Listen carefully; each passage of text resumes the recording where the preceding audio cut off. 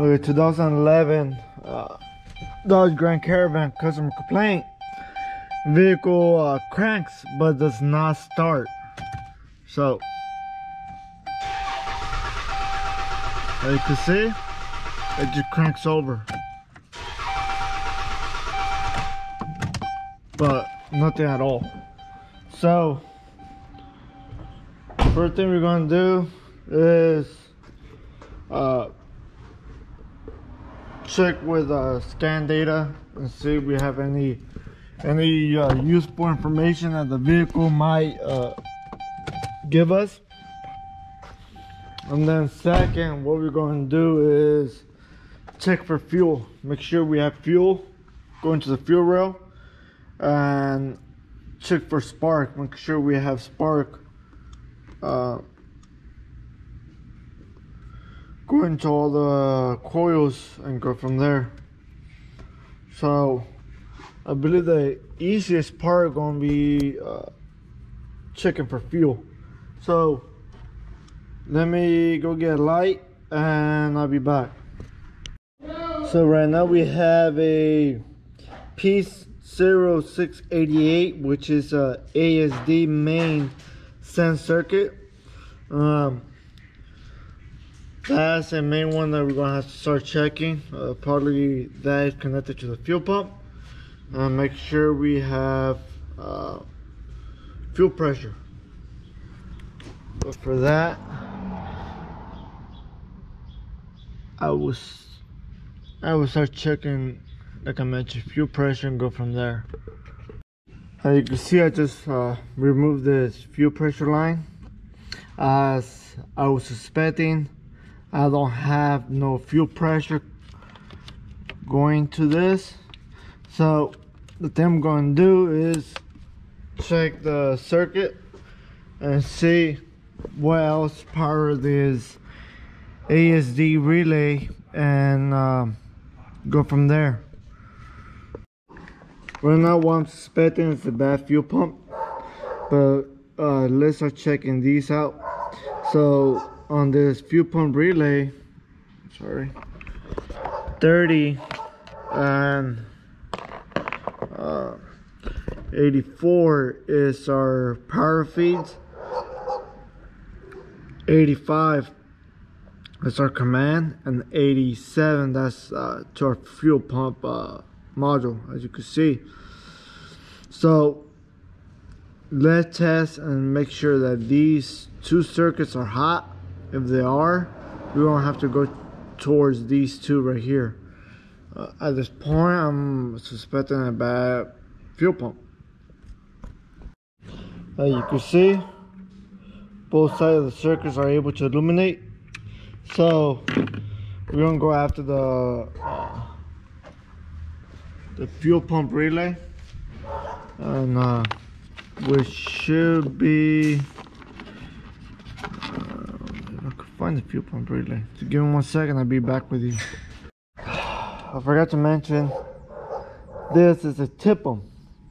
TIPM, they're known to have fuel pump relays internal go out. To prove this hypothesis, what I'm going to do is this pin right here, I'm going to test and make sure that it will go to ground. And then if this does go to ground, this should send 12 volts out.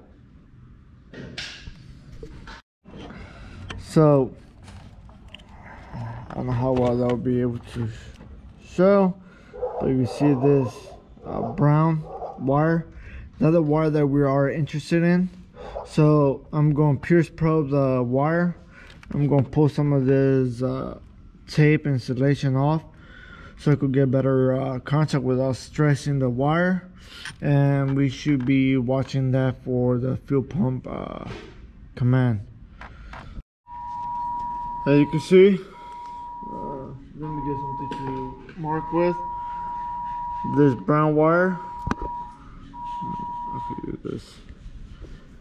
It is our fuel pump control, like I mentioned a while ago. You can see right there. How well you can see it. That right there, that's our control. So pay attention to this test light. As you can see, always check your equipment. As you can see, it lights up.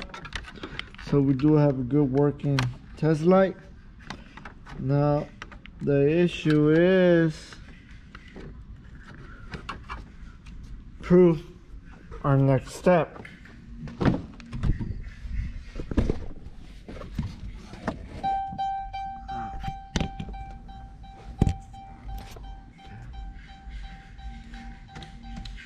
Okay, about crank, nothing.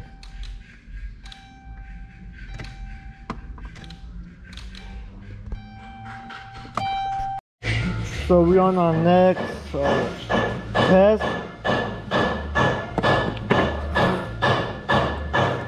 As you can see, I am connected to the brown wire that comes from the C3 connector.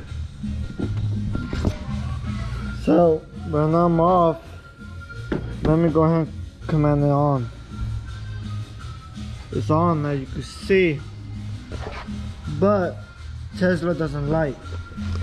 Just to double check, that should be a ground circuit. Here's our ground for our battery. Lights. Bad PCM. Right now we have a used PCM. So you can see, we are battery positive. Test light is onto that brown cable. If we go on, we actuate it.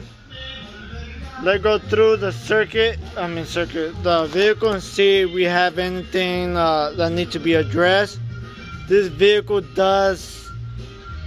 might need to have the keys reprogrammed, but let's make sure this is the right thing to do and go from there. Now you can see the vehicle is running now.